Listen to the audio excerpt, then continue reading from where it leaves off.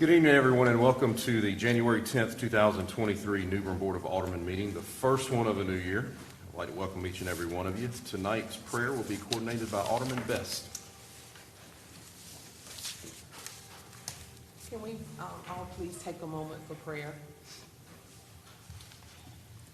Heavenly Father, I want to thank you once again for giving us this beautiful day. Lord, I just want to thank you for giving unto all of us life into a new year. And Lord, please touch the mind and the heart of each one of us aldermen, so that when we conduct the business of this city, that we will be mindful that you have given us the privilege of serving your people, the citizens of this city. The citizens of this city elected us, Lord, to serve them. So when we make the decisions, let us be mindful that each decision we make will affect the lives of each person that lives within this city. Amen. Amen. If you would please stand with me as we pledge allegiance to the flag of our country. I pledge allegiance to the flag of the United States of America and to the republic for which it stands, one nation, under God, indivisible, with liberty and justice for all. Madam Clerk, if you would please call the roll. Alderman Creel. Here. Alderman Royal. Here. Alderman Astor. Here.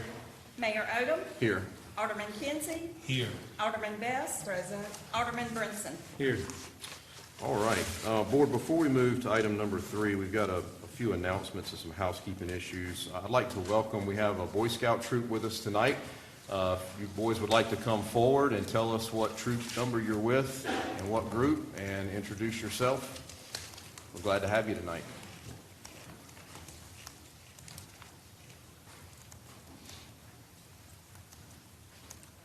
Hello, I'm Odham from Troop 584.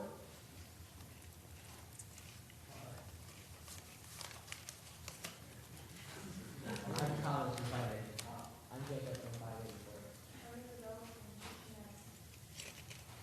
Thank you for coming tonight. You're welcome anytime.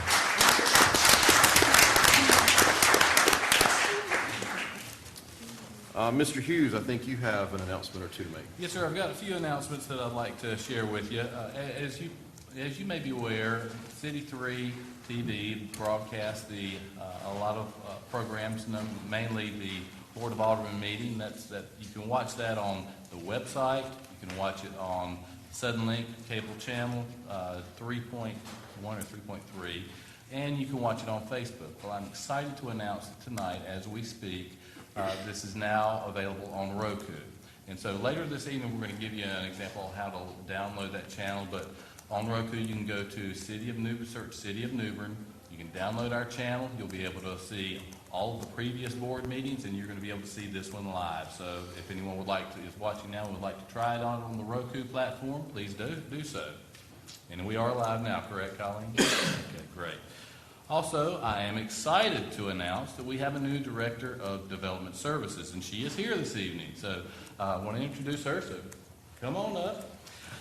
Jessica Rue is our new director. She comes to us from Onslow County, where she served as Director of Planning and Development. She previously served as Director of Planning and Zoning for the town of Atlantic Beach. She has a bachelor's degree in Communication and Political Science and a master's degree in Public Administration and Planning from ECU, and she's also a certified zoning official. Jessica? Hi, thank you for that introduction. Good evening, Mayor and Board. I am Jessie Rue. I just started last week. I'm very excited to be here. I truly believe in the power of local government. I am a graduate of Leading Edge at the College of Charleston, which teaches you to implement the HPO model of a high-performing organization, and we've already started doing some of those things just in the last week. I can't wait to work with all of you and meet you all and get to know what you're interested in doing to improve the city physically and strategically. And thank you for having me aboard. We're glad to have you. Welcome aboard. Thank you. Thank you.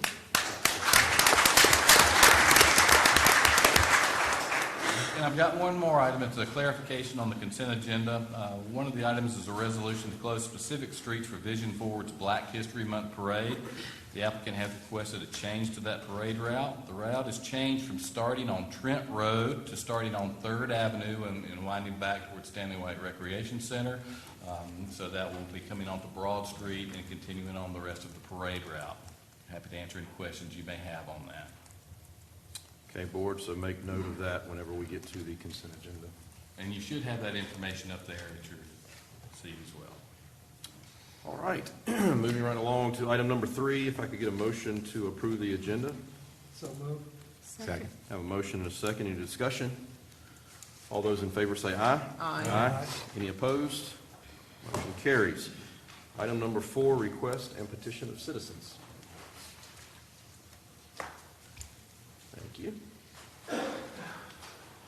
The first one we have tonight is Jim Fisher of 1004 Beacon Hill Road. Mr. Fisher, if you just come to the front mic, and we're glad you're here. Good evening. Evening. I'm here tonight because we found out yesterday that the apartment complex near our community is requesting an extension of the noise ordinance from 7 o'clock in the morning to 9 o'clock at night to, we don't know how long, but 24 hours a day. But after talking to Mr. Brinson a little while ago, we found out they're looking to do this to strictly concrete pouring 3 or 4 times starting at 3 in the morning. We live close enough that I can see the equipment from my front porch. Every OSHA vehicle or piece of equipment has to have a beeper. Every time one of those pieces of equipment, concrete trucks, pumpers, or anything moves, we're going to be listening to it at 3 o'clock in the morning. And I would rather not have them extended so that they're unlimited noise for 5 months.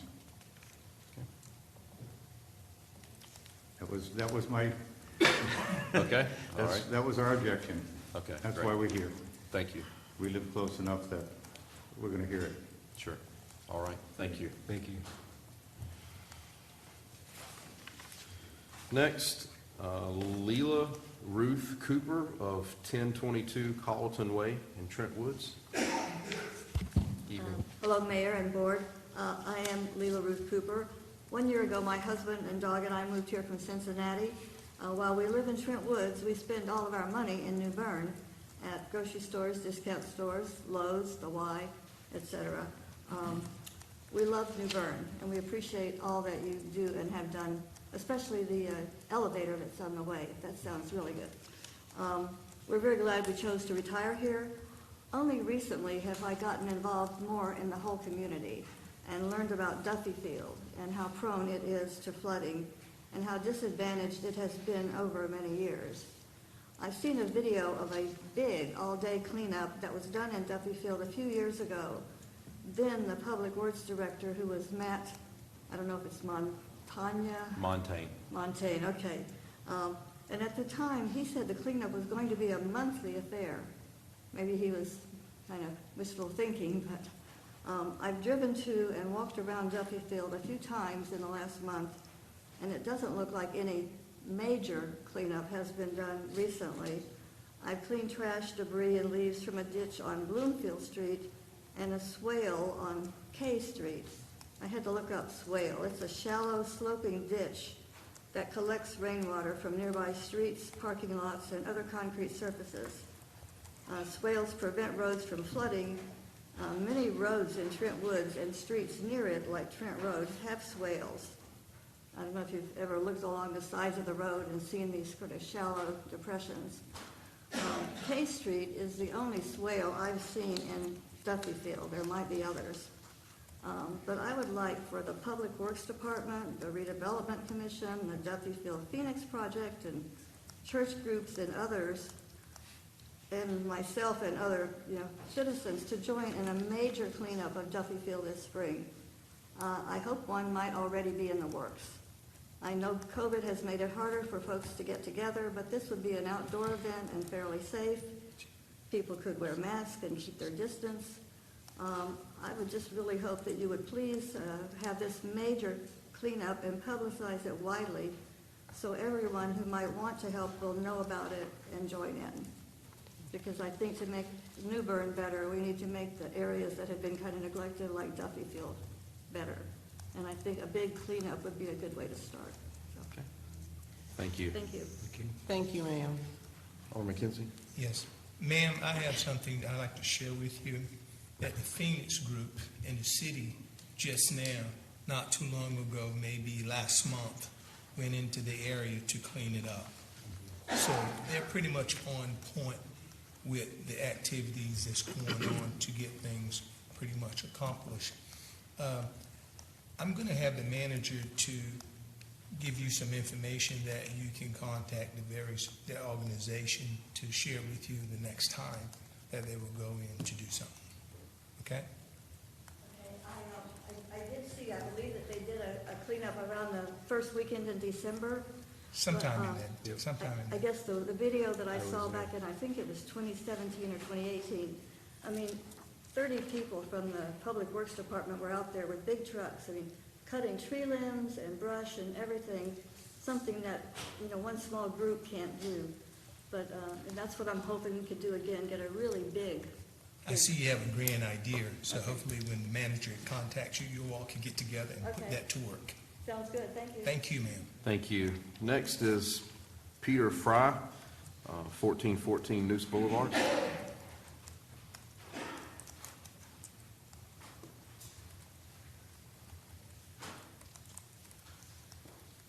I became interested in a piece of property nearby my home and my business about 5 months ago, and started a process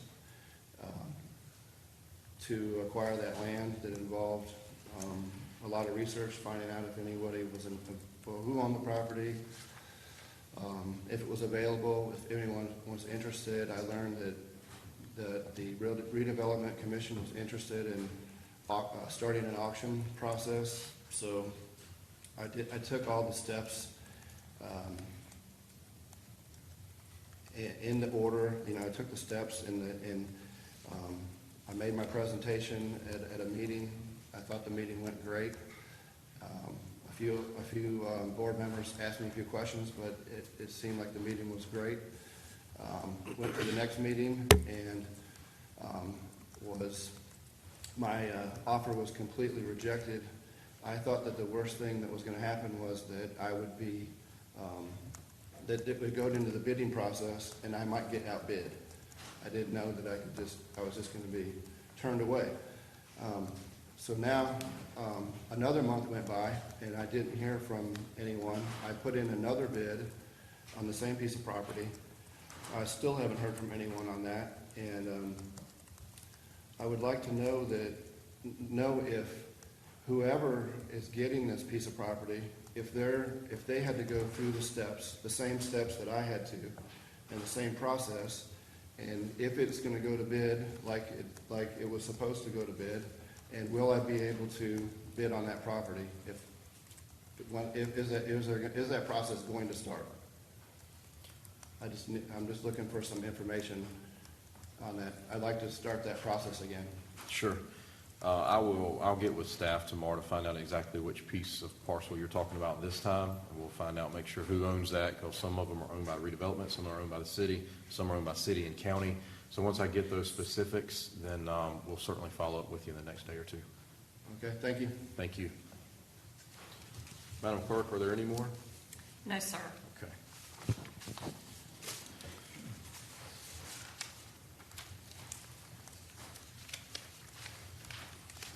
Move on to the consent agenda. Board have any questions or comments? None. If there's no questions or comments, I'd like to make a motion to approve the consent agenda with some corrections to item number 6. The Black History Parade will not start on Trent Road, but will start on 3rd Avenue going down Broad. You have a second? Second. Got several seconds, so I'll let the clerk pick whichever one she wants to use. Any more discussion? Hearing none, if we could have a roll call, starting with Alderman Prill. Alderman Creel, Yes. Alderman Royal, Yes. Alderman Astor. Yes. Alderman Kinsey, Yes. Alderman Best, Yes. Alderman Brinson, Yes. Mayor Odom. Yes. Motion carries. Moving right along to item number 9, we will conduct a public hearing on the rezoning of 910 and 914 Bloomfield Street, and I assume that we probably have a presentation from staff. Yes, sir. I'd like to ask Seth Laughlin to come up and make that presentation.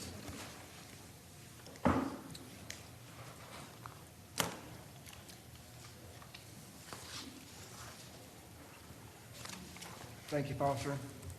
Good evening, Mr. Mayor, Board of Aldermen. Just going to get the clicker going here. All right. You've got a rezoning request submitted by the Redevelopment Commission for 910 and 914 Bloomfield. The existing zoning is R6, and they have requested C4 neighborhood commercial. The two properties together equal almost a quarter of an acre, or just over a quarter of an acre. And these lots are 53 and 54 of the original Town residential subdivision, and both of these lots are currently vacant. Now, the subject lots are located behind the existing wellness center, which is located at the intersection of Bloomfield and Main Street. There's 914 Bloomfield and 910 Bloomfield. So you can see the subject properties in the blue shaded area. Again, their existing zoning is R6, and they're surrounded to the east, west, and north by more R6. To the south is the requested C4. We've got a district there on both sides of Main Street running east and west. And again, C4 is one of our business districts. We've got a comprehensive list here of the uses allowed in R6, and then what the proposed C4 would allow. Let's give you all a second to look through all those. Sam, Again, will you speak up just a little bit, please? Sir? Can you speak up just a little bit, please? Oh, gosh, I'm trying to project this time. Utilities provided by the City of New Bern. The land use update refers to the area as developed. It recommends that the subject properties have a high suitability for development. And there's no known environmental hazards on these two properties. And they are not located in the 100-year floodplain. It's a good thing. So in looking at the character of the adjacent land uses and the adjacent zoning districts, staff has got no objection to the requested change. I'd be happy to take any questions at this time. I have a question. Yes, sir. What is the condition of that house there? I think we've got members of the Redevelopment Commission here that could probably answer that better than me. I think that it's been vacant for a long time, but I don't know specifically what kind of condition it is on the inside. Seth, was this, how was this approved by the Planning and Zoning Board? It was unanimous vote recommending approval by the Planning and Zoning Board. Okay, thank you. Yes, sir. Board have questions? If there's no questions, I'd like to make. Well, we got to do a public hearing first. Okay. So if there are no questions, at this time, we'll open a public hearing. If anyone has anything to say for or against this rezoning, please step to the mic.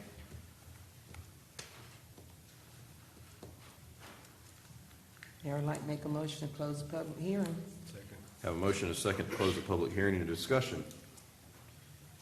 Hearing none, all those in favor of closing the public hearing say aye. Aye. Any opposed? Public hearing is now closed. It's the pleasure of the board on item number 9. Mayor, I'd like to make a motion to adopt a statement of zoning consistency of 910 and 914 Bloomfield Street. Second. Have a motion and a second to adopt a statement of zoning consistency. Any discussion? Hearing none, let's have a roll call, starting with Alderman Royal. Alderman Royal, Yes. Alderman Astor, Yes. Alderman Kinsey, No. Alderman Best, Yes. Alderman Brinson, Yes. Alderman Creel, Yes. Mayor Odom. Yes. All right, now we need to consider adopting an ordinance to rezone.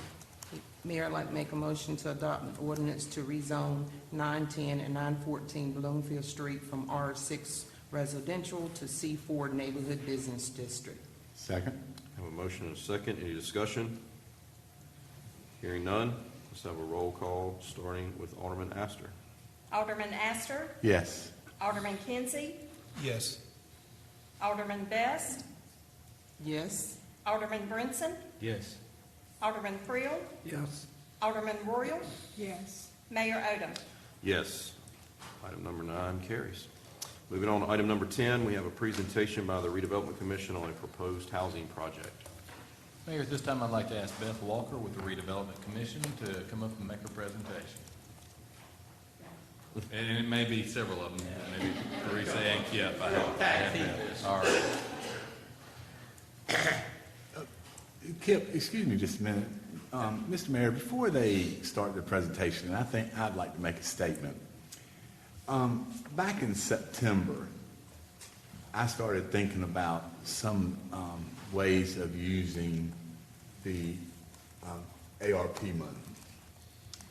And knowing that housing is in critical need, affordable housing is in critical need in New Bern, I had a conversation with the city manager about my idea of building some homes with my ARP money, or with the ARP money. At that point, we scheduled a meeting with city staff and with some of the members of the Redevelopment Commission, and that meeting was held on October 25th. I laid out my idea to the committee, and we agreed to do some research and meet back on November the 11th to discuss it further. At that time, a piece of property was identified to me by the director of the Redevelopment Commission for Jones Street and Walt Bellamy, corner lot. They had some maps. I looked at the maps. I thought it would be a great place for this project, and I proceeded to pursue getting the Jones Street property for this project. Kip has been, and Beth both have been wonderful helping me with this. The Redevelopment Commission got on board with the project, and Beth is going to show you in a few minutes what the project's going to look like, so I won't spill those beans, but that's what I wanted to do with some of the ARP money. I think it's affordable housing is something that's desperately needed. This housing would be built, turned over to the Redevelopment Commission, and they will collect the proceeds off of the rent from the house and use the proceeds to redevelop and remodel additional homes in their district. Just wanted to give everybody, I think I communicated with everybody on the board about this. I know I made a phone call the day after the Redevelopment Commission to everyone. I tried calling Hazel and I couldn't get an answer. And I just, I thought it was time that we get this project rolling. So, Kip, that being said, you and Beth take it over. Okay. Like Bobby, I just wanted to share a little bit of history with you. The Redevelopment Commission bought the piece of property that we're talking about, which is 203 and 207 on Jones Street, in July of 2021. We paid $38,000 for that piece of property, and at that time it had one two-story structure on the corner lot. We evaluated the existing structure to see if it was something that was worthwhile to rehabilitate, and found that there were such significant structural issues with that particular house. It was built before the turn of the 19th century, back in 18-something, and had some significant problems that we didn't think that we could effectively or efficiently, cost-wise, deal with. After that, we went through the process of going through a demolition process. We had the house environmentally assessed for asbestos, and then we went through and paid for asbestos abatement, and we removed the house. At that time, we were left with a vacant piece of property on that corner, and we began with our housing work group to tinker with plans, land plans, so to speak, to put housing on that corner lot to meet part of our goals, one of our major goals, which is to improve the quality and appearance of housing in the redevelopment area, and that's what we were trying to do. Problem was, we didn't have funds to proceed with it at that particular time, so we continued playing with land plans and so forth like that. And then in October of this year, as Mr. Astor has previously mentioned, he came forth with this proposal to fund the development of housing on this piece of property. And we continued meeting with Alderman Astor and city staff to review plans and develop what we think is the highest and best use for this particular piece of property. And that's what Beth is going to present, which is our version of what we think is the highest and best use of this piece of property to meet the needs and the goals of the redevelopment commission. Before she starts, I have something that just hit my head real hard. This young man just come up and said what he went through. Did Mr. Astor go through the same process that he went through? Mr. Yes Astor or didn't no? have to go through the process because the land is owned by the redevelopment commission, and there is no sale of the property involved in this process. So what this guy just come up to the podium and just spoken about, the issue that he was never contacted, that he went through due diligence, okay? So nothing ever happened for him. To me, that doesn't sound right. So I want to ask the city attorney, could you respond to my question, sir? Yes, sir. I'm afraid I don't know all the facts. Is this property on a surplus property list that the commission has for sale? No. So, public bodies have no obligation to sell real estate that they own. The city has developed a surplus property list. So you determine what is not necessary. It is then surplus. It goes on a list. The board then sets a policy for a minimum bid that it's willing to entertain for those.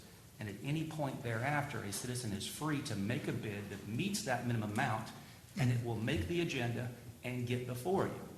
If it's not on the surplus list, there's no obligation for that bid to ever get to you. For example, if someone offered to buy City Hall for $100, that would not be on your agenda for you to consider because it's not been declared surplus. So the Redevelopment Commission does not have a surplus property list. Therefore, they have no obligation to ever entertain selling their property. They can if they want to. To the guy that just came up and spoke. To anyone. Okay. I'm just trying to get you are a free clear to go. understanding. Anyone is free to go ask. But the commission or any public body that owns real property is never obligated to follow through. I'm just trying to get a clear understanding. Yes, sir. Okay.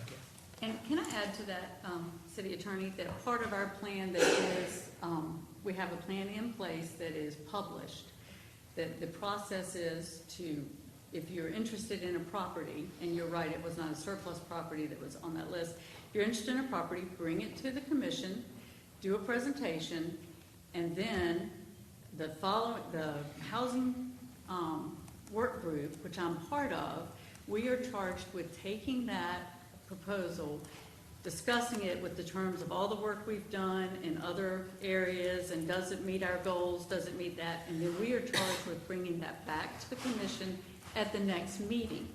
So a full month passes on every single one of those that we hear. That is our standard procedure. So when Mr. Fry came to our meeting to hear the results were that we did not feel that that was the highest and best use of this property.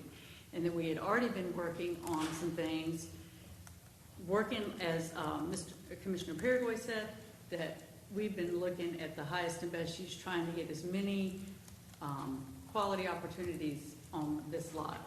We've had that plan, we've been working on since 2021.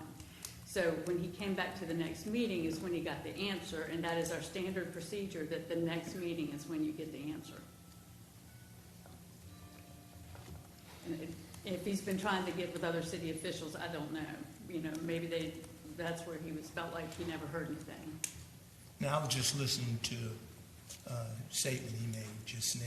So he was trying to purchase some property and he wasn't properly responded back to. So I'm just trying to get a clear understanding. That's all. Absolutely. And so this plan that we have would keep the property under the ownership of the Redevelopment Commission. And we have taken what was 2 lots and redesignated the land plan for 3 lots, as you can see. It is on the corner of Walt Bellamy and Jones Street and would have a access from Jones Street that would come behind each of the housing units. We have 2 one-bedroom units and 2 two-bedroom units that are shown here as kind of a duplex situation. So there is 0 lot line connected as a duplex. So there is the opportunity on this lot, on this property now, to be 3 lots with housing opportunities for 4 individual units. And so that you guys will be the one that will be renting out the property, correct?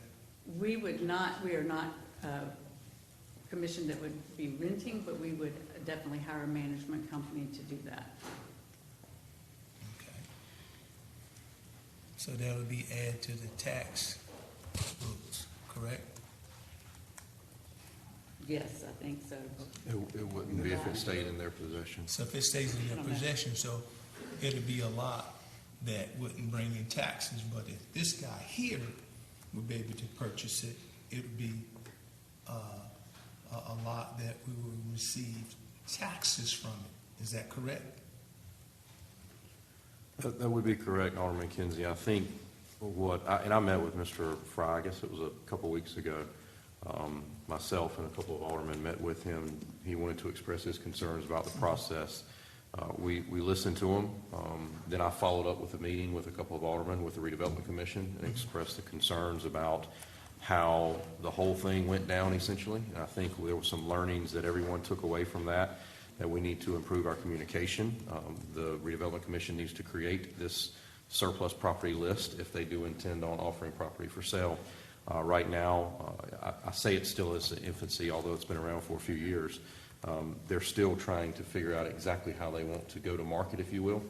And I know that I've watched a couple of the meetings where folks have come and made offers to purchase property, and it wasn't a good fit, and they did not sell to them. So it's not unprecedented by any means that they did not accept someone's bid. I think I'm not going to speak for Mr. Fry, and it's not the time for him to come back up here, but I think he felt like he was sort of led on at the first meeting, and at the second meeting, it was sort of dumped on him that there was something in the works that had been going on for a while. So again, I think it's time to move on from that discussion. I'm going to follow up with Mr. Fry on the second piece of property he has some interest in, and we'll move on from there. But at this point, I think this is the presentation that's in front of us now for us to consider whether or not we want to support this particular project. Johnny Ray, you got to remember also that the housing, the redevelopment commission is going to collect rent, which the monthly rent on these 4 units will probably exceed any taxes that would be, that would be generated off of a single house as well. So, and then they can take this money and they can remodel other houses and make other houses in the redevelopment commission's area and make them, so somebody can move in them. Your point is well taken. It's just, this is the first time I've heard it. No, it's not. I called you and talked to you about it. Well, I don't remember that right Well, offhand, so I'm just expressing. That's convenient because I called you the day afterwards. Well, that's neither here or there right now. Okay. The thing that it is, I'm just trying to understand what's before me, okay? I don't need to have a dog and pony show with no one. I'm trying to get an understanding, that's all, so we can move on, okay? Before we move on, Mayor Odham, that was a question that I asked in that meeting about the taxes, and the attorney was supposed to get back with us on that question I asked about the taxes. I just wanted to know from my point were these properties going to generate any tax revenue from them? Scott, the question was, since it's going to be revenue income producing, kind of like a parsonage is for a church, it's a non-exempt, but as soon as they start renting it out, it produces tax. So that's where the question came from. Yeah, I have to look into that. I don't know. My gut is, because this will be for low to moderate income families, that it may be consistent with their purpose and therefore not taxed. It's not for profit in that sense. But I'll circle back with an email. Okay. Thank you, sir. Okay, Ms. Walker. All right, well, I was just presenting some of the work that we've already done to try to maximize the use of this property, which was our goal. We got excited when we found there may be funding to help us achieve that goal. So we looked at how we could maximize that. We came up with a 2 one-bedroom plan. If you'll go to the next one. Colleen, so this is an option. I want to emphasize these are not finalized plans, but they are feasibility studies to see what is realistic, what would fit on the lot, fit within the setbacks on the property, provide a nice one-bedroom living unit, washer, dryer, kitchen, bedroom, bathroom, and a living room, and a front porch. And this is kind of an image that kind of creates the feel that we're looking for there. The other option is a 2-bedroom unit, and this is the one we have shown right now as a duplex to maximize the space. Each one would have an individual porch. There's 2 bedrooms, bathroom, kitchen, living room, dining room, washer, dryer. So they are nice little houses, and as Commissioner Paraboy said, we've always been charged with, since the inception of the Redevelopment Commission, to improve the quantity, the quality, and appearance of housing stock within our Redevelopment Commission area. It's the area we have to work with. So that's really the extent of the plans. It's just showing you the feasibility of how we can maximize that property and keep it with, have 4 units there. Beth, if you would you go back to the first slide? Sure. There you go. I'm looking here at what appears to be, is that 4 parking spaces or 5 parking spaces? Would there be on-street parking or? It is 4 parking spaces, 1 per housing unit, and 1 on-street parking for visitors, additional vehicles, yes. Okay. And these can certainly be tweaked. This is just something to give the board an idea of what we're looking at. I already see some few things. It was actually my plan, well, not my plan, but my goal was to make it a community feel. And that's what I asked the Redevelopment Commission and Beth, when they started developing this lot, to make it have that community feel. I didn't want one house sitting on one lot and one house sitting on another lot. And I wanted it to be like a community so neighbors can look out for neighbors and become neighbors. So, I wanted some areas where out front where the grass, where they had grass, where we could put some picnic tables. I made sure, I told Beth and Kip both that I wanted a front porch so people can sit out in the evenings.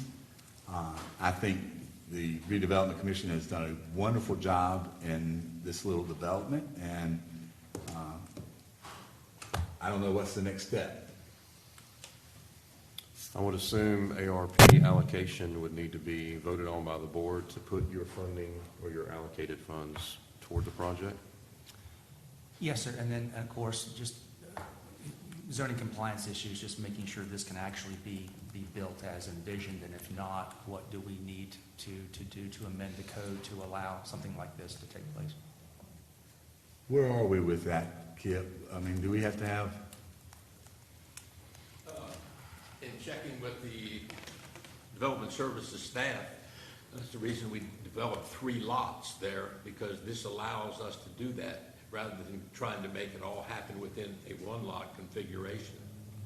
So each of those lots has a single-family detached house on, and a duplex, which is also allowed in an R6 zone, is on the 3rd lot. So this is all set up and ready to go as it is proposed right now. So that no planning and zoning or anything like that has to be dealt with? Not that I'm aware of. Okay. I think that Seth, if I'm wrong, but it's all in compliance with. And these, by the way, board members, at first we've talked about all these tiny homes. These exceed tiny homes. These are small houses. Exactly. You know, these are in the 700 square foot range. So, and I'm not sure yet how much we could expect rent from them, but I think it would be an opportunity for someone that wants to eventually buy their own home, to move in, save funds, and eventually buy a house. You know? That is absolutely another advantage of having them on individual lots versus in a compound approach on one lot. To answer y'all's question real quick, the redevelopment area is an overlay that has its own specific standards. The minimum lot size is 1,500 square feet, so I feel sure that we can get 3, if not 4, on those 2 lots combined. Up to 4 lots under 5 acres is a minor subdivision, so it'll be reviewed by the planning, by our department. It would not be require planning board approval. Okay. Thank you. Yes, sir. So this is also, Kip and I have had some conversations with some general contractors. We're looking at this to probably be a partnership with some of the local vendors like Lowe's and Garris Evans and places like that. We're going to put a sign up out front, and we're going to put the partners' logos on the sign. And we're hoping that we can start construction right away and have 4 new homes for someone to live in, if we start right away, hopefully by the summertime. So I would like, we do not have a clear budget. We've got somewhat of a budget, but there is some money that's going to need to be spent right away. I would like for the board to approve a little seed money to go towards this project. So that and Foster, how would that money be? How would that be set up with the redevelopment commission? So, what amount are you thinking about? I think by the time we get through with some architectural plans and stuff like that, we may start with a seed money of about $75,000. So, And then when we have a better idea of what construction is going to cost, I'll come back to this board and ask for them to move some more money into the redevelopment commission's account, or how you want that done. So I think originally, you give us direction, we can come back on the next meeting for a budget amendment to designate some funds from ARPA funds toward the redevelopment commission and this housing project, so that we come back to a following board meeting for that seed money. Okay. So what do we do there? I guess probably it would be appropriate to have a motion to give staff direction to bring that back on a future agenda. So moved. Have a motion. Do we have a second? Second. Have a second. How about some discussion? I am fully in support of housing. That is a very prevalent need. However, I am somewhat in the dark. I don't know if all the board members had an opportunity to have a discussion. The redevelopment commission meeting that I attended was not above board as far as me being informed.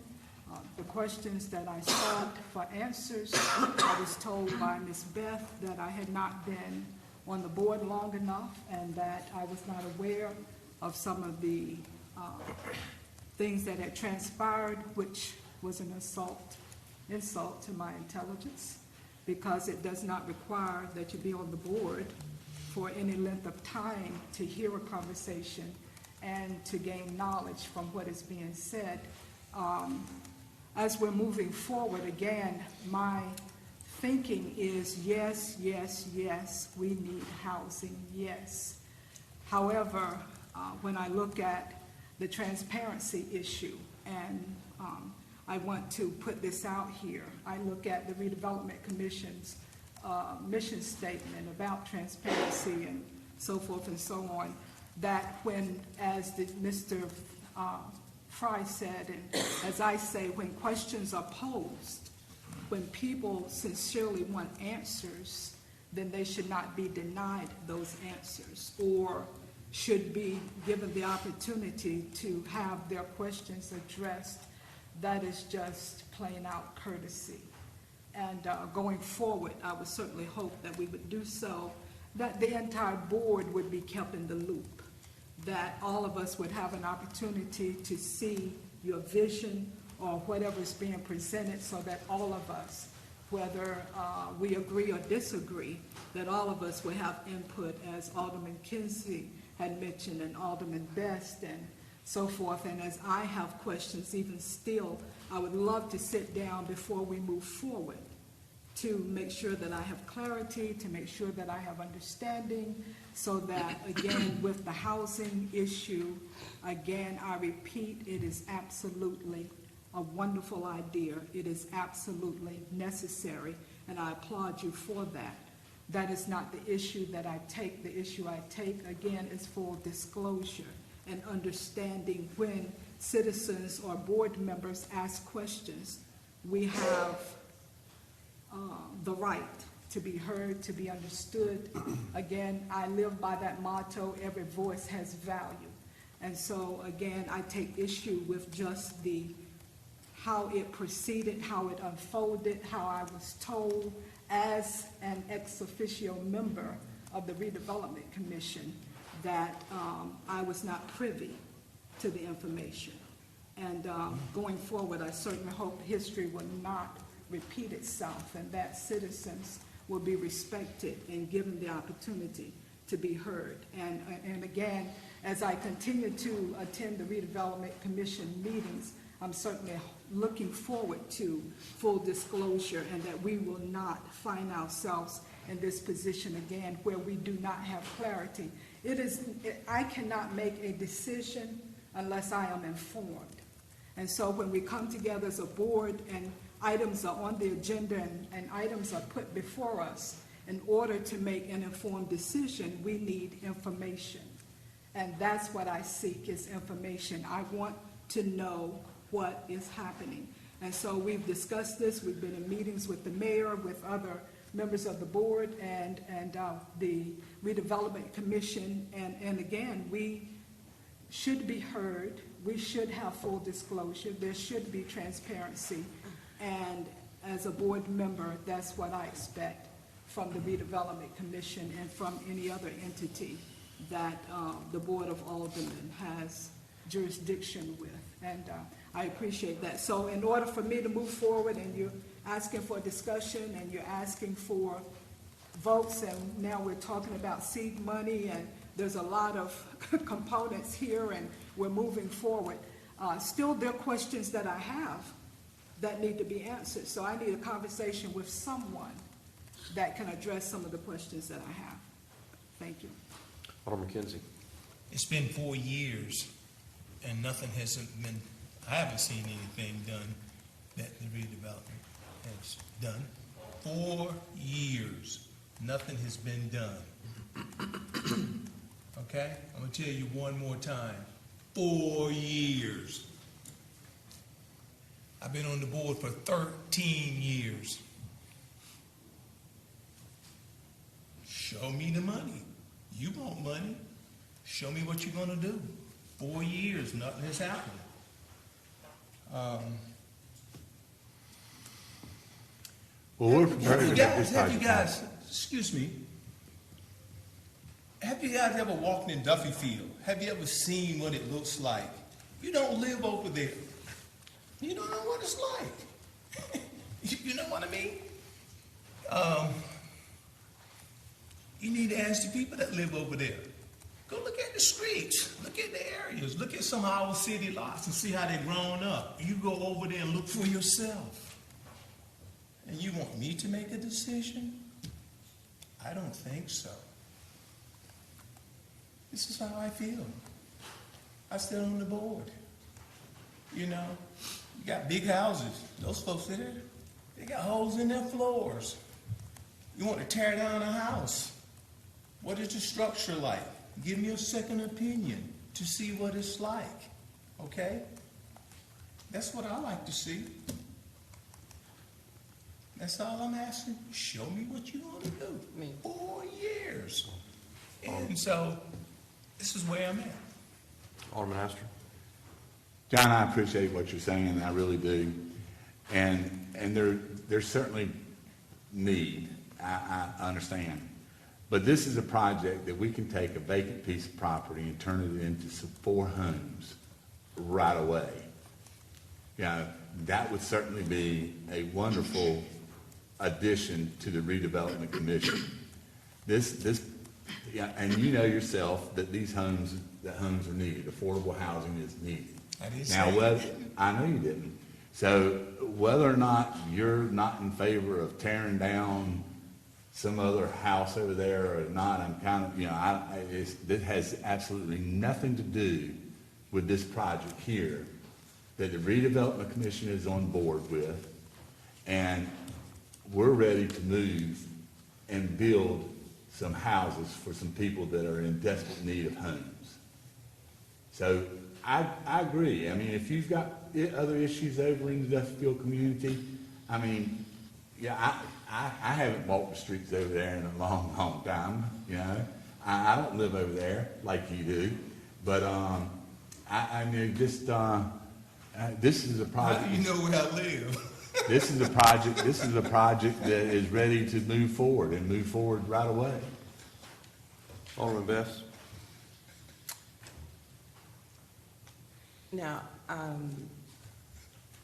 let me make this statement correctly, and I'm gonna direct an answer to you, Alderman Kinsey.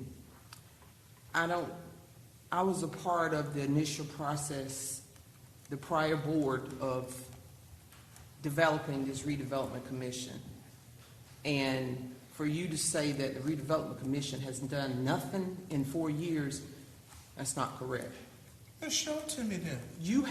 When you start a process like they started, a redevelopment commission, they had to come forth and set up rules, regulations, guidelines. They had to start at that point. They did not have a map drawn for them and guidelines and directions of where they needed to go.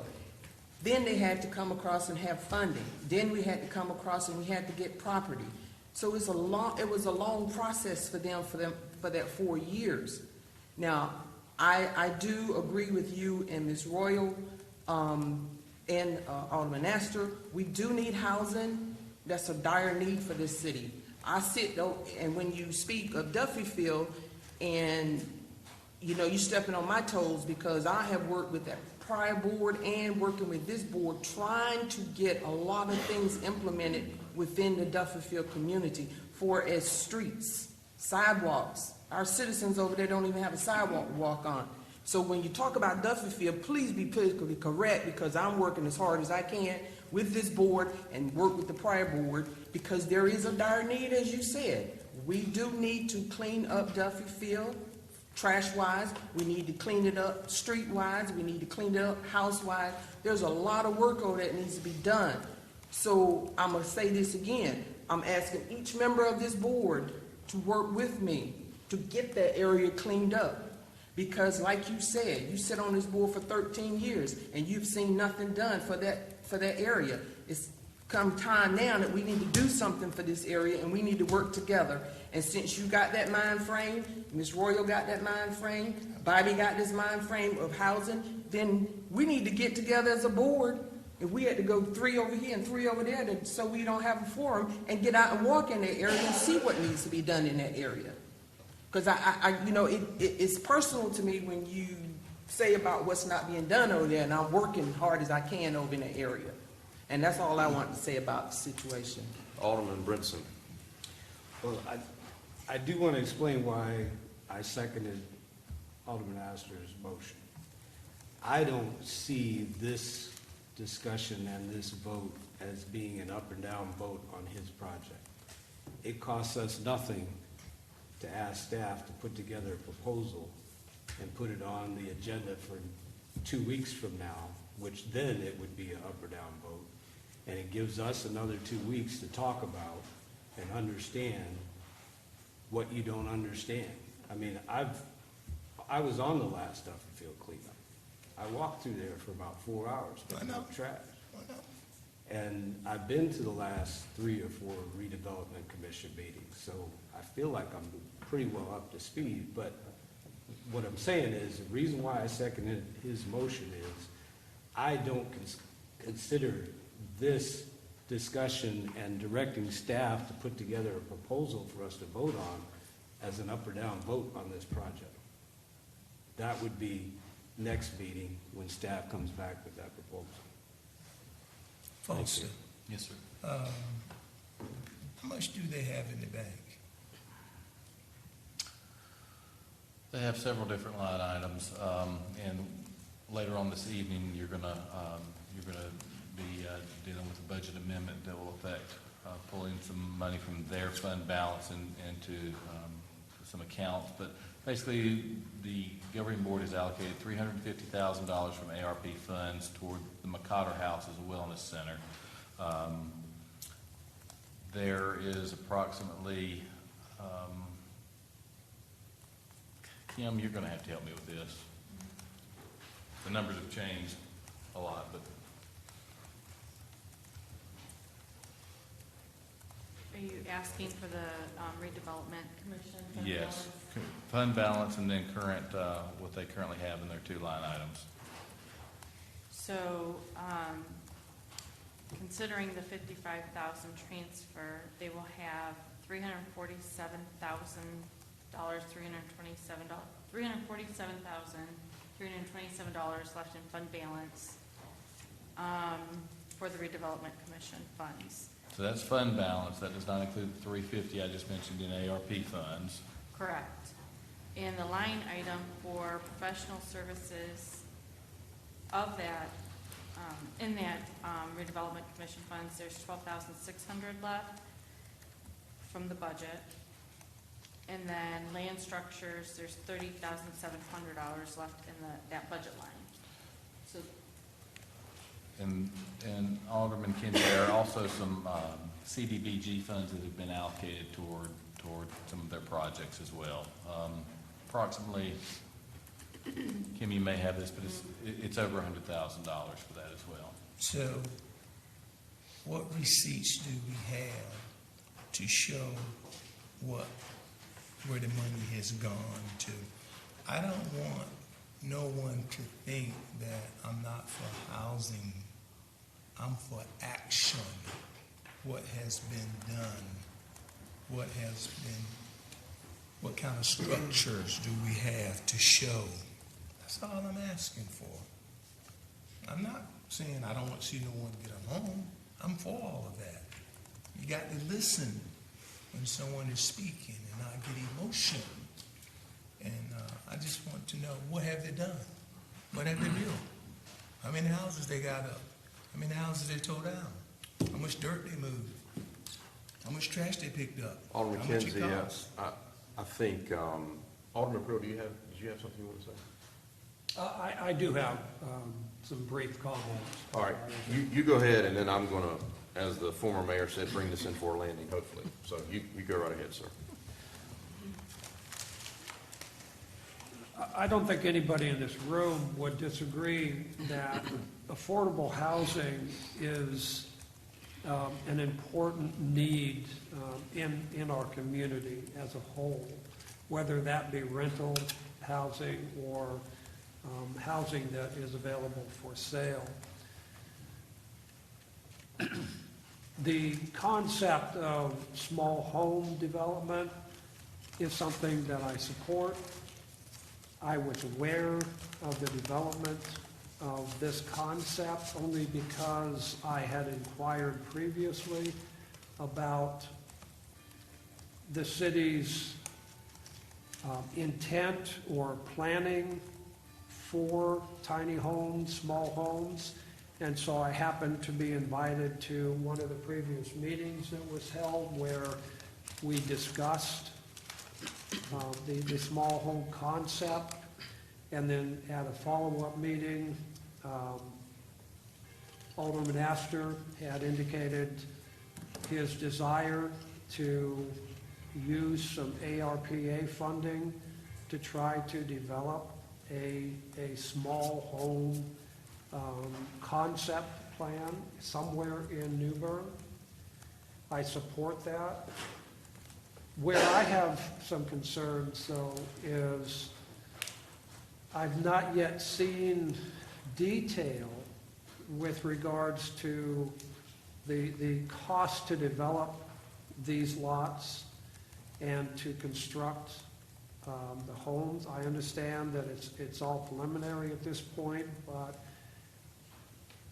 I'm going to have trouble voting for something like this unless there are some numbers put to paper, even if they're estimates, as to what the overall cost of this concept is going to be, given the fact that the funding that Alderman Astor is proposing to use, if that is insufficient to complete a project like this, then where is additional funding going to come from? And it's going to fall back onto the redevelopment commission to make up any difference or any shortfall that might happen. And I don't know whether or not the commission's in a position financially to be able to do that. So there's a concern that I have on that standpoint. I've also made known to the commission a concern that I have of the commission getting into being a landlord with rental housing.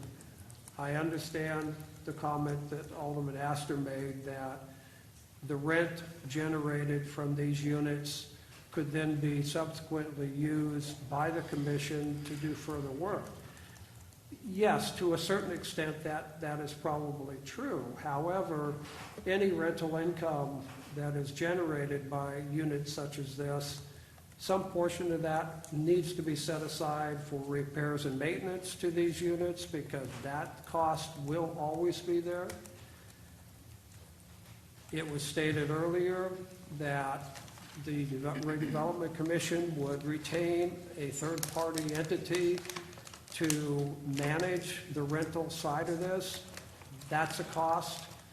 So the rental income, it may not be as great as you might think it would be, and so it's going to be limited as to how much might be available for further endeavors.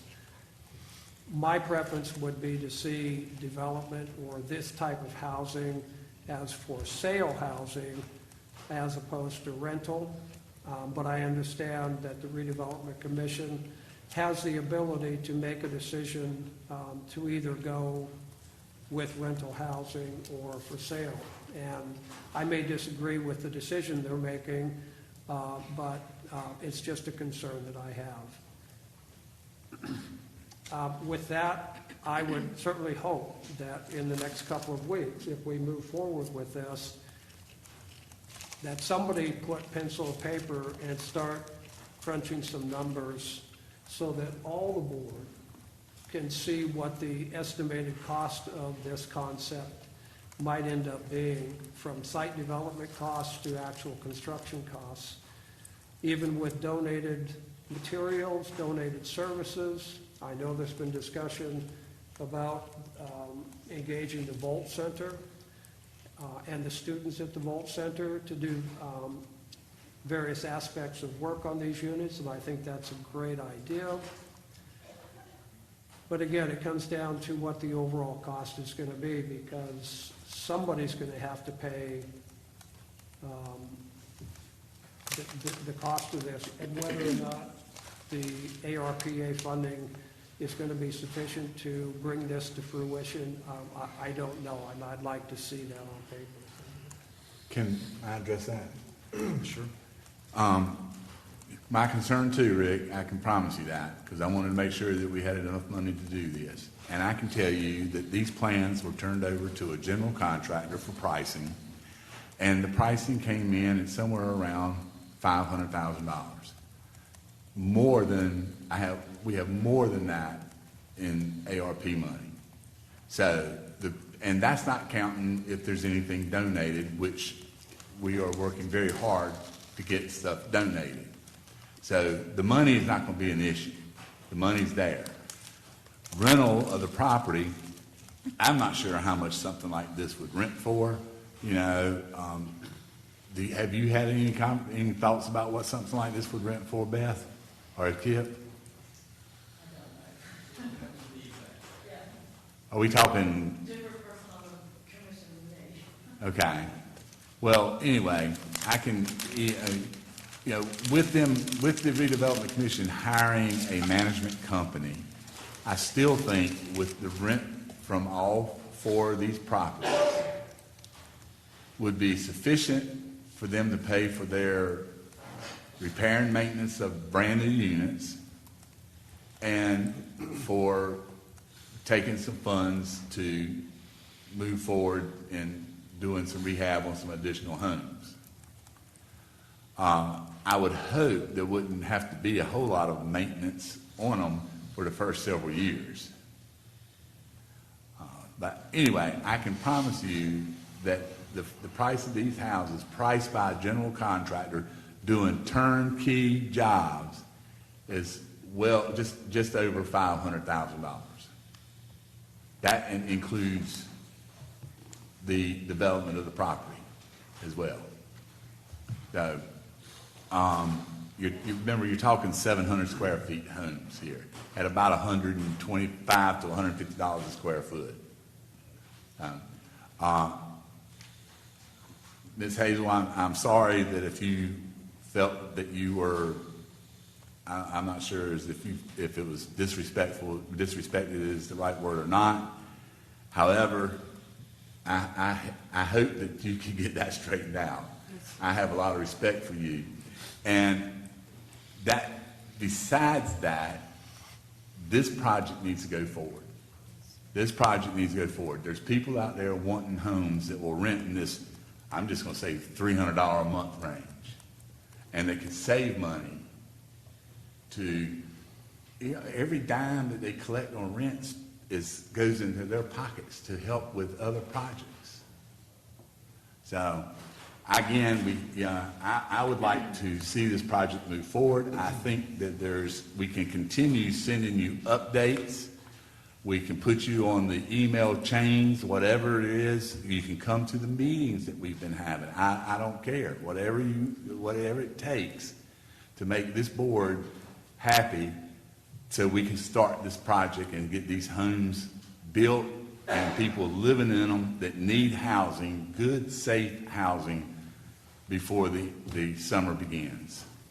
And therefore, that's my request. I'm not exactly sure what the thing that you're supposed to look at and come back and tell us is, but my motion was to let's move forward with $100,000 or $75,000 seed money so we can start paying for some of these services that we have to have, which, by the way, is included in this project price I gave you, so that the Redevelopment Commission can get this project up and rolling. You done? I don't know. I'll let you know in a few minutes. All right.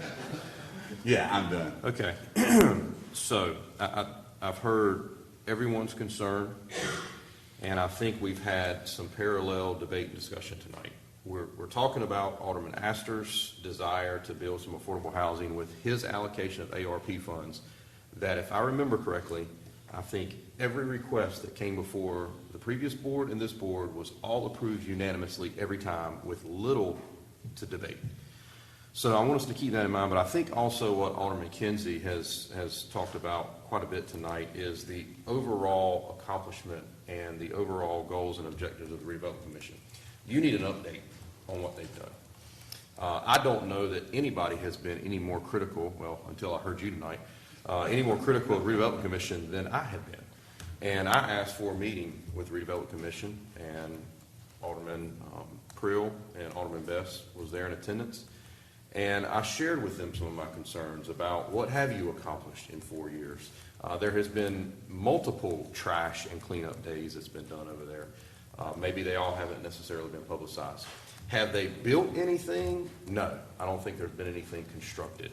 I know that there's been some property acquisition that's taken place. I know there's been some demolition, there's been some cleanup, and this is a process. It's a long process, and this is one of the most frustrating things I've shared with you all numerous times about government. If me and Kip were building this, we would have already had them rented by now. But when you get government involved, you have meetings, we have discussions, we figure out what's the policy, what's the procedure, we try to work out all these kinks, and before you know it, a year's passed and nothing's been accomplished. And that's about where we are, I'm afraid we're about to be tonight. I concur with your concerns. We watched the Redevelopment Commission meeting when Mr. Fry was there. We've already had that discussion with the Redevelopment Commission about how we need to do better, we need to have better communication. But I think it's a little unjust for us to sit here tonight and talk about that there's nothing been accomplished when we're on the precipice of providing them some funding to actually do something. I agree with all the concerns that Alderman Priel expressed. I think we need to see some pro formas. We need to see some ideas on who's going to manage this, how the money's going to be set aside for residual maintenance over the years. Because in 30 years, the Redevelopment Commission owns it's going to need a new roof on it. So we can't do what we've done with our cemeteries over the years, where we've taken all the revenue, and now we have no revenue to pay for the perpetual maintenance of the cemetery. So we have to do better going forward. But I want to have a good faith effort in putting this forward, because when I sat over there in Alderman Brinson's seat, when we debated even putting this redevelopment commission together, I said, you gotta have money. You can have the greatest plans, you can have the best ideas in the world, but if you don't have the funding, nothing's gonna happen. And Alderman Astor has chosen that he wants to spend his allocation of ARP toward this project.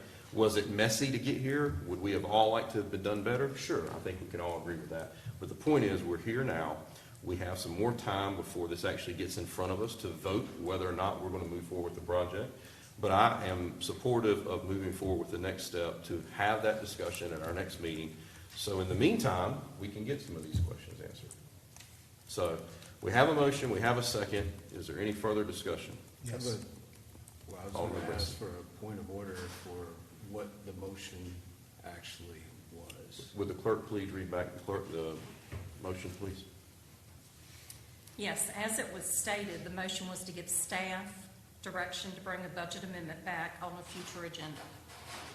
No, it wasn't. As it was Yes, it stated, was. there had been discussion beforehand about the. I made the $75,000. motion that we give $75,000 seed money to the redevelopment commission.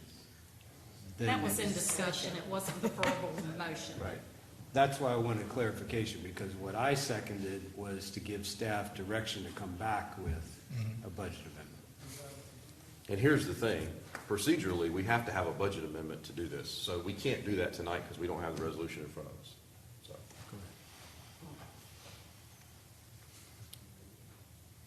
You have something else? Yes, sir. I like to see the plan. Okay, I think we all would like to see the plan. Any more discussion? I'd like to have a roll call vote, starting with Alderman Kinsey. The plan. Alderman Kinsey? I like to see the plan. That's my vote. Need a yes or I no, need a sir, yes on or this no. motion? Yes. Thank you. Alderman Best? Yes. Alderman Brinson? Yes. Alderman Priel? Yes. Alderman Royal? Yes. Alderman Astor? Yeah. Mayor Odham? Yes. Moving on to item number 12. Actually, before we do that, while we're on this subject of redevelopment commission, I want to make the board aware that we have had two resignations. Ms. Stephanie Lovick and Mr. Julian Tripp have both resigned from the redevelopment commission.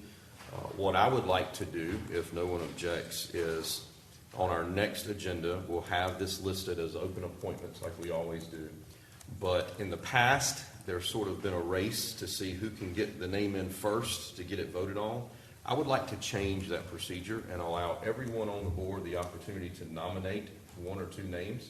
and then we would take a vote on those, kind of like we did when we had a vacancy in the Board of Aldermen. All this is public record, so everybody's going to know who you vote for. But that way, everybody on this board has an opportunity to put forth 2 names for the 2 open positions. Versus when we get to the nominations and whoever speaks up first, if they get a second, we're going to vote on it and that person gets pushed through. So I think what I'm proposing is a much more open opportunity for people to have the chance to get considered. Any questions? Yeah, I'm glad that you made that proposal because that was one of my issues I had before with the redevelopment commission of how commissioners were selected. So I agree with that. I think that's the best policy. Okay. All right, now we'll move on to item number 12. Is that a suggestion, a motion? It's a suggestion whenever we have our next board meeting. That's the procedure that I would recommend that we use. If 4 people come up at the next meeting and say, I don't want to do that, I want to do something different, then we would certainly do that. But I think this is a much more open and transparent way for everyone to have their voice heard. Okay, item number 12, consider adopting a resolution. 11. Oh, sorry, I'm marking off the wrong one. Number 11, consider adopting a resolution to sell 2706 McKinley Avenue. Mayor, after receiving an offer of $2,500 from Stephanie Coward Leary for the purchase of that property, the board adopted a resolution to initiate the upset bid process. The bid was advertised, but no additional bids received. If the property is sold for the initial offer, the city would receive $232.90, and the county would receive $2,267.10. Board have questions? If no question, I would like to motion to adopt a resolution to sell 2706 McKinley Avenue. Second. Have a motion and a second. Any discussion? Hearing none, let's have a roll call, starting with Alderman Best. Alderman Best? Yes. Alderman Brinson? Yes. Alderman Creel? Yes. Alderman Royal? Yes. Alderman Astor? Yes. Mayor Odham? Yes, motion carries. Now, item number 12, consider adopting a resolution approving extended construction hours for Cape Fear Construction at 4115 Dr. MLK Boulevard. Hughes. Mayor, Cape Fear Construction is building a 252-unit apartment complex at 4115 Dr. MLK Jr. Boulevard. It's going to be known as Proximity New Bern.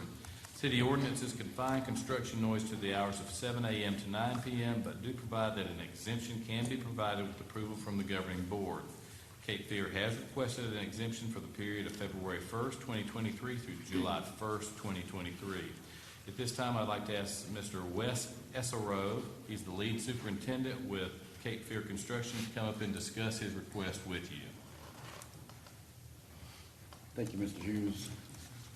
Thank you, Mayor Odham, Alderman, for having me tonight.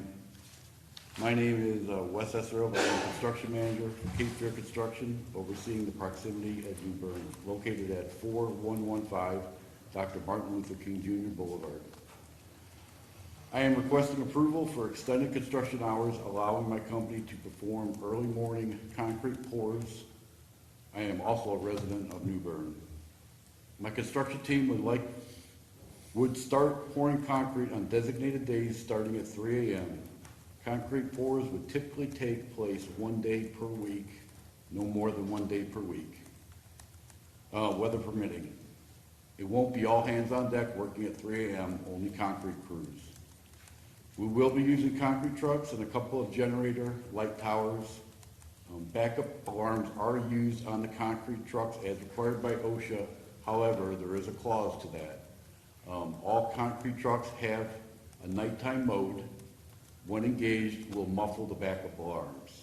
So the only people that will hear that backup alarm is in the general vicinity of that concrete truck. It will not extend out past the property. All trucks would be arriving and departing through MLK entrance and avoiding Greenleaf Cemetery. On the south side of the property, we have a protected wetlands and 2 ponds creating a buffer between our construction and Hayward Farms Road. The distance is roughly 300 feet from our farthest building to the residence on Hayward Farms Road, which is basically on the drawings you see is the 2 ponds and all that empty space is protected wetlands. The trees will remain. On Greenleaf Cemetery, the distance from the closest building pad would be around 150 feet. I will be present and coordinating all activities during early morning pours. I also will have a decibel reader on site and utilize ensuring noise will be below 55 decibels at Edward Way and Hayward Farms Road. Thank you. Any questions? Yes. Mr. Kinsey?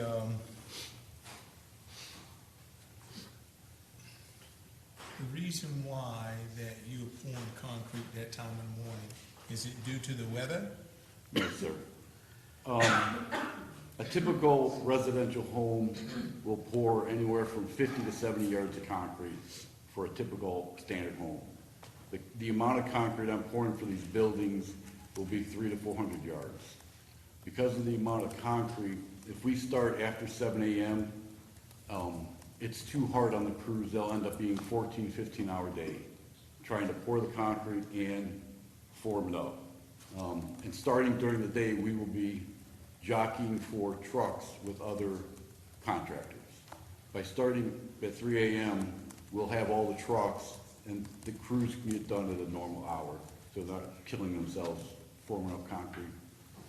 And it also helps in the summer. Let me also emphasize that I have 9 buildings, 1 building per week. If all goes well and I don't get a lot of rain, I could be done in 9 weeks. It won't be the 5 months I'm requesting. Thank you. You answered my question. When the trucks are coming off of MLK, entering the property, how fast are they going to be driving on the property itself? They will be maintained at a slow speed. They're not going to be able to get much speed. There's not that much roads there. And outside the property, they have to follow the laws just like everyone else. Right. Well, what I was really getting at is that, yes, I would assume that they will be driving at a rather slow pace once they get on site. Yes, sir. And presumably, the noise level just coming from a truck like that will be less than if it's on the highway driving. Absolutely, absolutely. It'll be idle speed. You know, and that's to the concern of any neighbors at 3, 4, 5 in the morning, that they're not going to hear the constant roar of, concrete trucks traveling on the property itself, or at least hopefully the level of noise will be much less. Correct, and that's why we're going to keep them off of Greenleaf, so those residents won't have trucks going past their house, for 3 hours. Mr. Mayor. The other thing that, being this is in my ward, the other thing that I'm considering too is this area, you have Acadia Village, you have Trent Creek Road, you have Craven Forest, and then you have Bindi Quinn Elementary School, all in that same vicinity, and we already get complaints about the lights and everything in that area. If you have these 30 to 40 trucks coming in from 3 to 7 a.m., you're not impacting the traffic that's already there and people are complaining about. So so my considerations is not just the noise and not just the area around the construction site, but it has to do with the traffic on MLK as well. Staff, I recall, I know we did this for the new Harris Teeter Shopping Center, and there was some concern when that first came out, and I don't recall us having, I was alderman at the time, I don't recall having any complaints. Have we done it for any other projects? Did we do it for Carolina Avenue? And we did There it was for some U-Haul. noise problems. And we did it for U-Haul. That's right, That the was the U-Haul. last one.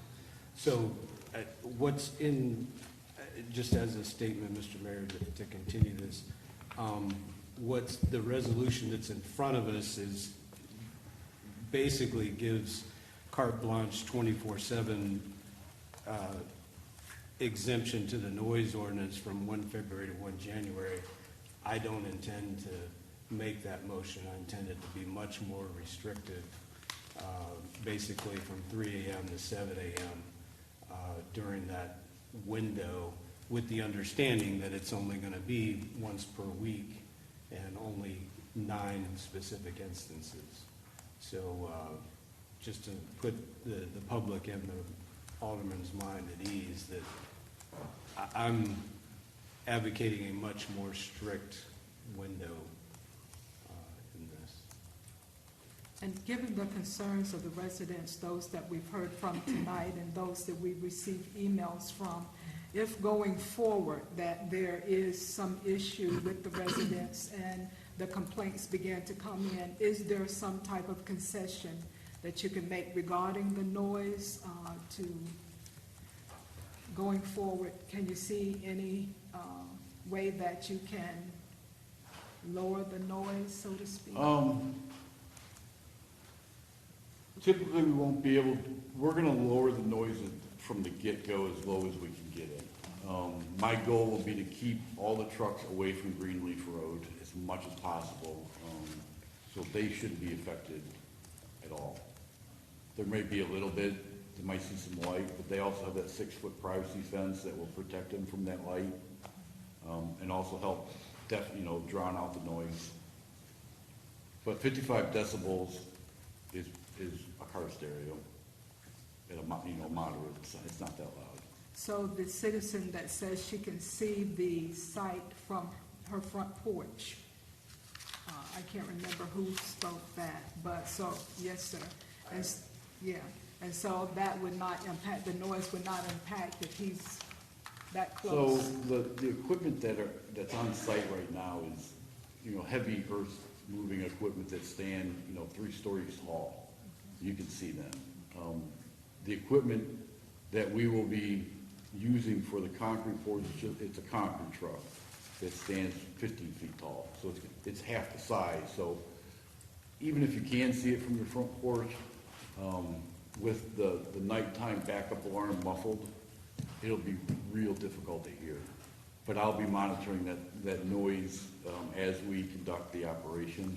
And if we need to reposition trucks at the time, we'll move them. Kind of get them a little bit farther away.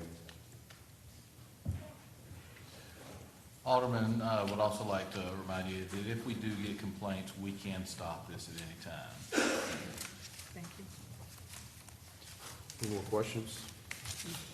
No, I'd just like to also make a comment that, like Alderman Brinson, when I reviewed the agenda packet over the weekend, I raised concerns about the resolution and the open-ended nature of the resolution, which I had expressed to the city manager as well. So I would be looking to have a more restrictive waiver approved as opposed to what's before us right now. Okay. If there's no more discussion, I've got that more restrictive motion. So I'll make a motion that we grant a exception to the Cape Fear construction to our noise ordinance, essentially allowing them from 3 a.m. to 7 a.m.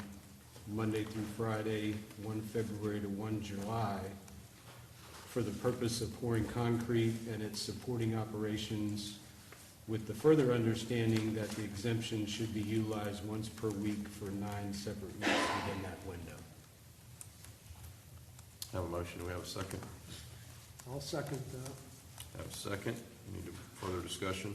Question. The motion said from Monday through Friday, and he said just one day out of the week. Right, but that allows him flexibility to schedule. If we tell him, one day, if we say, hey, you can only do it on Tuesday, and he can't do it on Tuesday, I don't want to be that restricted to his operation. But I want to specify it's Monday through Friday, it's not the weekends, and with the understanding it's only going to be one day per week, Monday through Friday, if that kind of clarifies the intent behind having the way I read it. Thank you. Any more discussion? And you're comfortable with that restriction? Absolutely, as long as I'm allowed to pick what day of the week, because, you know, if it rains one week, I may not pour that week, and I might have to do it like Monday the following week, or, you know, I just don't know what day of the week I'm going to pour. But the hours, The hours are 3 to perfect. 7, That's all I need. you 3 can a.m. work is within all I that. need. Doesn't include the weekend. Okay. Let's have a roll call, starting with Alderman Brinson. Alderman Brinson, Yes. Alderman Creel, Yes. Alderman Royal, Yes. Alderman Astor. Yeah. Alderman Kinsey, Yes. Alderman Best, Yes. Mayor Odom. Yes, motion carries. Moving on to item, and thank you, sir. Thank you. Moving on to item number 13, consider adopting a resolution approving a MOU with Carolina East Health System for EMS housing and ambulance storage. Mr. Hughes. I'd like to ask Chief Boyd to come forward and make this presentation.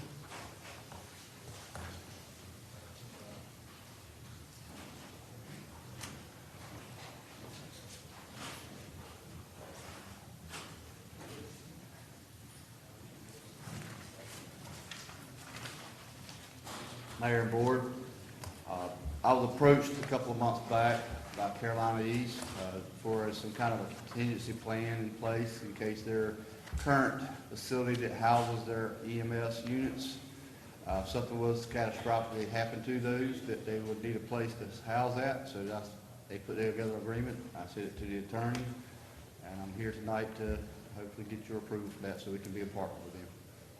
Yes. Board have questions? I guess I was a little bit confused, the way it was worded. Are you really just talking about their rolling stock and staff? That's correct. But we're not talking about potentially patients No, being sir. housed on city It's property? the building located right there on New Boulevard, where they're housing their units now and their personnel. If something was to happen to that facility, they'd need somewhere to put it, and they would utilize our fire stations to house it. Yeah, I assumed that was the case, but just reading it, I understand. it kind of left me with a question whether we were dealing with more than just their rolling stock and the No, staff sir. that man that. So, okay, thank you. Mr. Attorney, just to be clear, because I'm sure somebody's going to say something or ask a question. I'm on the Board of Directors for Carolina East. Can you clarify that there's no conflict so I can vote accordingly on this topic? Yes, sir, this does not involve a contract that benefits you or your family in any way. Thank you. And by the way, I didn't learn about this until I saw it on our agenda package. So. I can certainly help you a little bit too. It's called mutual aid. All right, what's the pleasure of the board on item number 13? So Mayor, I'd like to make a motion to approve a resolution to approve a memorandum of understanding with Carolina East Health Systems for EMS housing and ambulance storage. Second. Have a motion and a second. Any further discussion? Hearing none, let's have a roll call, starting with Alderman Creel. Alderman Creel, Yes. Alderman Royal, Yes. Alderman Astor. Yes. Alderman Kinsey, Yes. Alderman Best, Yes. Alderman Brinson, Yes. Mayor Odom. Yes, motion carries. Item number 14, consider adopting an ordinance for the demolition of 1111 Cedar Street. Mr. Hughes. I'd like to ask Matt Boswell to make this presentation.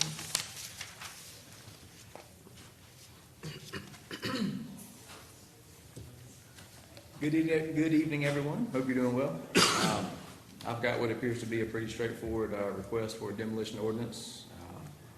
Like Mr. Hughes stated, the address of the property is 1111 Cedar Street. That is on the corner of Cedar and First Avenue.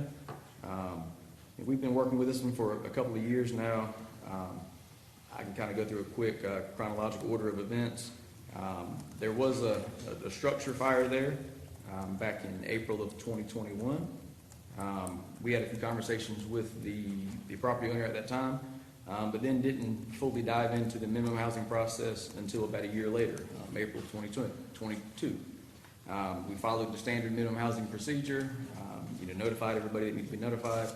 We gave them a timeline for compliance, and that timeline has passed. So now we're here asking for the demolition ordinance to move forward and demolish the house at 1111 Cedar Street.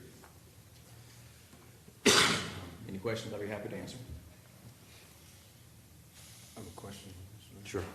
The GIS view that you gave us has 3 structures on that property. Is this just for the one main No, structure? it'll be all 3. There All are 2 three? smaller accessory buildings. Okay. One's about a 16 by 16 cinder block garage, and the other one's like a 8 by 10, 10 by 12 little storage building, but they would also be included in this Okay. demolition. Just clarification.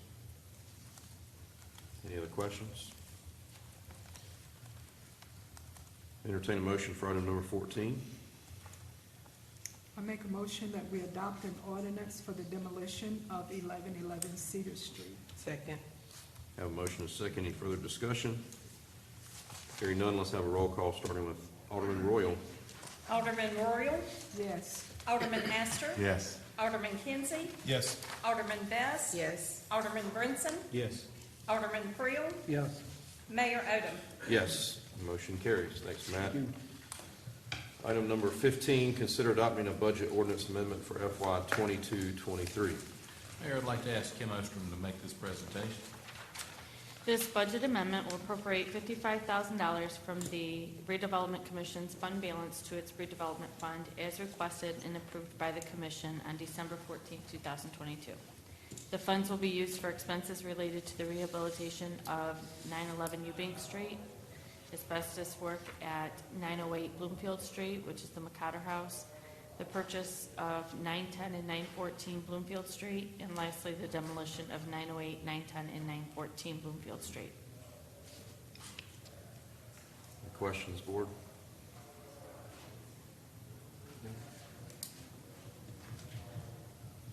If not, I entertain a motion for number 15. Excuse me, make a motion to adopt a budget ordinance amendment for FY 2022-23. Second. Have a motion and a second. Any further discussion? Hearing none, let's have a roll call, starting with Alderman Astor. Alderman Astor. Yes. Alderman Kinsey, Yes. Alderman Best, Yes. Alderman Brinson, Yes. Alderman Creel, Yes. Alderman Royal, Yes. Mayor Odom. Yes, motion carries. Item number 16, appointments. Alderman Kinsey, it looks like you have one for the HPC. I do, sir. Are His you name- prepared to make that? I am ready to make that. His name is Marcus. I don't want to mess up his last name. I'll spell it to the clerk. It's Wartner.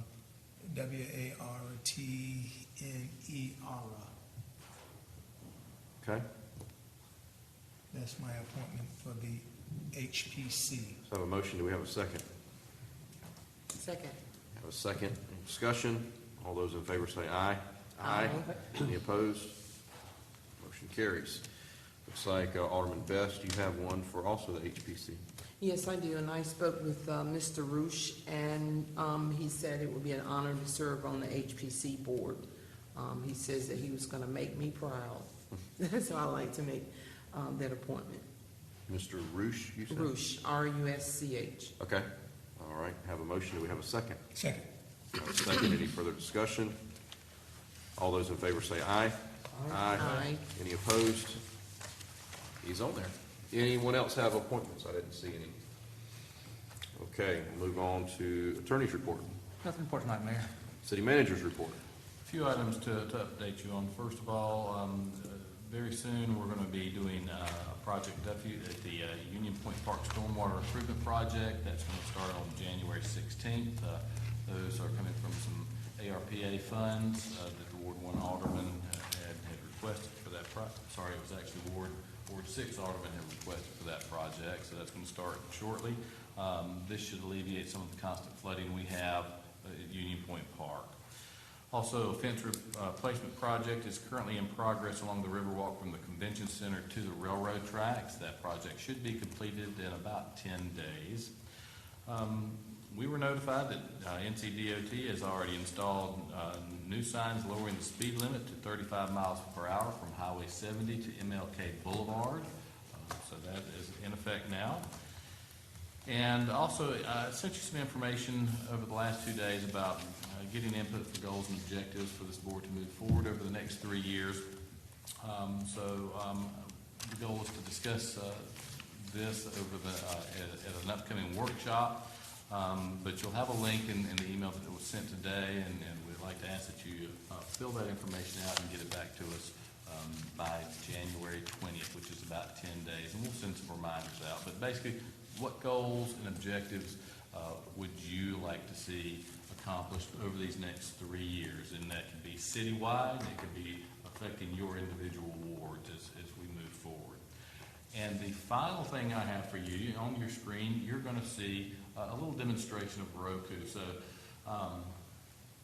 like I said earlier, if you don't have cable television and you're streaming like a lot of folks are, and you have the Roku app, you can go on to the Roku channel, and in the search bar, you can search. And all you have to do is enter City of New Bern. And once you enter that, it's going to pop up, and you'll see our city symbol, just like you see on the channel. And so you click on that, and you go through the process to download that. And then this is exactly what you're going to see. The majority of the meetings, I believe, are already lined up and ready to go. So you've got the governing board meetings, you've got the planning and zoning meetings, you've got historic preservation, you've got Stanley Wright Recreation Center. Am I missing any, Colleen? And the Board of Adjustment meetings. So all ready to play for you. We are also working to make sure that we have the live feed. So if we don't have a meeting going on, Colleen always has something running on City 3 TV, so you would be able to see that as well. I don't think that has generated yet, but we are in the process of working on that. So I give Colleen credit. She's been working on this for quite a while, and we're glad that this is another way that our citizens can see what's happening in city government. And there's you. That's us. That's live. Well, that was a live shot earlier tonight, yeah. So, question, Colleen, you may know me, city manager. So with the Roku, don't you have to have that Roku device, or can you use it with a smart TV? Do you know? You would have to have Roku as your streaming device. Okay. And it comes in smart TVs nowadays, or you can also buy it separate. Okay. That all? That's all. All right. New business, starting with Alderman Brinson. Well, just a couple of announcements tonight, Mr. Mayor. Wreaths Across America will be conducting the wreath retirement ceremony this Saturday at 9 a.m. New Bern National Cemetery for those that are wishing to help. And then American Legion Post 539 will be finishing up cleaning and cataloging the veterans' graves at Evergreen Cemetery on February 4th, beginning at 2 p.m., trying to get a little warmer there so while you're working with water. But again, that's February 4th, beginning at 2 p.m., and we should be finishing that up on that day. And then since I'm going first, I guess, I'd like to thank the city staff, Parks and Rec, and the great job they did for both the Christmas displays and the New Year's Eve party that we had. I had family in town, and that was the reason why they came, was to go see the bear drop, and so we did, and had a great time. So thanks a lot. And I know you put it in the monthly report, but do you remember how much we gained on the ice rink? I think it was almost $20,000, right? It was just under $17,000 in revenue generated this year, so that was pretty strong. We're pleased with first-year performance on that. That's all I have, Mr. Mayor. All right. Alderman Best. Yes, I just have one thing. Turning off of, and I don't know if the city has any jurisdiction, or if the city even can reach out to, I don't know if it's probably private property, but if you turn off of Glen Burnie right there at Burger King, there's a big hole right there as you turn off of Glen Burnie going into that, to Burger King, and then you've got the furniture store. So I don't know if that's something that the city can, is that city responsibility It's or probably going to be private NCDOT? property. Yeah, that's what I was thinking. But we'll reach out to the property owners. Okay, because I've gotten some phone calls on it. Thank you, and that's all I have. Alderman Kinsey. Not tonight, sir. Alderman Astor. Nothing. Alderman Royal. Yes, for those who I have not wished a Happy New Year. Even though we're deep into January, I would certainly like to wish everyone a very, very happy new year. Every end marks a new beginning. And so never underestimate the power that you have to take your life in a new direction. Also, in the words of Socrates, the secret of change is to focus your energy not on fighting the old, but on building the new. And then lastly, to the residents in West New Bern in Ward 2, I will be hosting a town hall meeting on February the 6th at 6 p.m. at the West New Bern Rec Center. And it is an opportunity for the residents in those communities to discuss their concerns. And as I often say, every voice has value, and this town hall meeting will provide that opportunity for the residents to express their concerns to the governing body. That town hall meeting will facilitate another opportunity for community engagement. And so I'm so thankful for the mayor and members of the staff accompanying me to the town hall meetings. I appreciate that, and I know that the residents appreciate it. So hope to see all the residents who are listening or who will watch this recording to meet me at West New Bern Rec Center again on February the 6th. And if you have any questions, please feel free to give me a call. Thank you. What was the time again? 6 p.m. Is that all? Yes, sir. Alderman Frill. Foster, one real quick thing. If you could have maybe somebody from Public Works take a look at this. Down behind the Doubletree Hotel, where the pool is located, if you go to the concrete retaining wall, where the marina is, there's a depression. It's not something that's just recently happened, but the soil has sunk down a good 2 feet or so. And the concern that I have is there's some kind of a box that is also sinking. Now, I don't know whether it's an electric box, cable, but somebody might need to take a look at that. It's just slowly sinking down, so we better do something before a problem gets caused. We'll take care of that. Yes, sir. Anything else? Nothing else. All right, I have two things. Hopefully they'll be quick. Workshop, there's been a desire expressed to have a workshop. I think the last time we had one, there was about 10 or 12 items on there. We only got through half of those. So I think it's probably a good time for us to revisit that. When is our next, I think our next scheduled workshop is going to be for the budget. When, you said that was February, Foster? It's in March, I believe. What is that day, Brenda? It's actually, The budget is like May 2nd and 3rd. So Third and fourth. I'm gonna recommend that we try to have a workshop some point in February. So if the clerk could send out her doodle like she does, we can land on a date and a time to do that. Any objections? Okay. The last topic, I'm so hesitant on even saying these words. I want to talk a minute, and I know I'm going to regret this. I want to talk a minute about a social district. I want to talk about it because I'm tired of hearing about it. I can't go to church. I can't go to the grocery store. I can't go to Target. And I can't write what I thought was a positive article in the County Compass to talk about a new year and a fresh start and new opportunities without getting it was actually a compliment email that I received, and it took me a while for that to resonate because we usually don't get emails that are complimentary. But even in the response I got that was a compliment, it was a pretty lengthy email about opposition to the social district. So I want to be clear tonight. Now we're on Roku, so hopefully we've covered a lot more of the population than we have before. This governing body has never, at one single time, considered, looked at, or discussed, or debated a social district in the city of New Bern. Okay? Never. There is no current proposal in front of this board for us to deliberate over or consider. Alderman Prill, you and I, early on, we were invited to a Hydra meeting, and that became one of the topics that came up. And I offered to have a meeting. It didn't happen. We had another meeting that happened a few weeks ago, and there were several topics on there.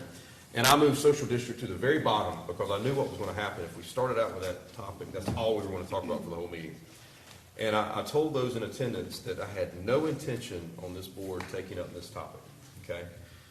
You can never say never, because all it takes is 4 members of this board at any given time under new business to say, I want to bring up social districts at our next meeting, and we're going to be talking about social districts at our next meeting. But I don't think there's 4 members on this board, you all correct me if I'm wrong, please do so, that we're going to talk about social districts in the immediate future. So for everybody that is sending us letters, phone calls, emails, these cute cartoon drawings that we've gotten, save your time and energy. Do it on something that's more productive. We have heard you. There's no one here that is angling right now to try to get a social district created for New Bern. There's been some talk and some consideration about a master plan or a strategic plan. We looked at, I've got a meeting hopefully scheduled with Swiss Bear in the near future to talk about some concerns downtown about some gaps we have from a retail perspective versus some folks feel like we have too many restaurants downtown. We need more retail. The free market's going to decide that, but the free market and the voters and the public is going to decide whether we have a social district or not. And I can tell you that the overwhelming majority of the feedback I get is not in favor of a social district. So I think it would be kind of foolish on my behalf or anybody else's to bring up and try to create a social district. I understand, just like many other topics, there's passionate people on one side of the argument and there's passionate people on the other side of the argument. But I just want to set the record straight tonight that there is not any social district under consideration for the city of New Bern at this time, and I don't see one in the foreseeable future either, because it takes 4 members. I want to be clear about this. It takes 4 members of this board to say, I want to talk about a social district. And I don't see 4 people raising their hand wanting to talk about a social district. Does the board have anything else you want to say? I'll get off my soapbox. I would just chime in, and this is not new to the mayor because I've suggested this to him recently. And I've had an opportunity to talk to a number of people, about the social district. And not from me initiating that conversation, but other people initiating the conversation with me. And for the most part, those that have talked to me have been more of the anti as opposed to the pro position. And I listen to what they have to say. And then I suggest to them one thing, and that is, rather than talk about what you don't want, how about changing the narrative and start talking about what you do want? What do you want New Bern, to be? What do you want to see happening in New Bern? And so I'm trying to, one person at a time, I'm trying to change a mindset to get away from the negative and to start talking about positive things. Because the whole discussion about the social district has created a couple of camps, those that are in favor and those that are against. And there's a lot happening under kind of the undercurrent there. And I don't know whether the other board members have been exposed to that. The mayor has, I have. But nobody wants to bring it forward. And whether or not anybody eventually does, we'll see. But in the meantime, again, I'm trying to get people to change the narrative, and let's start talking about what we do want to see in New Bern as opposed to what we don't want. So. Thank you, Alderman. The last comment I'll make is I'm not pro-business, I'm not pro-resident, I'm pro-New Bern. And we need to do what is best for New Bern. And I've said this time and time again that I don't care what other cities are doing. We're not other cities. We have benchmark cities that we measure ourselves against for good things, but we are unique and we're special. And at this point in time, I don't see any social district discussion or debate on the horizon. So Anything else coming before the board tonight? Not, I entertain a motion to adjourn. Second. No, I need a motion. So moved. Have a motion. Do I have a second? Second. Have a second. All those in favor say aye. Aye. We are adjourned.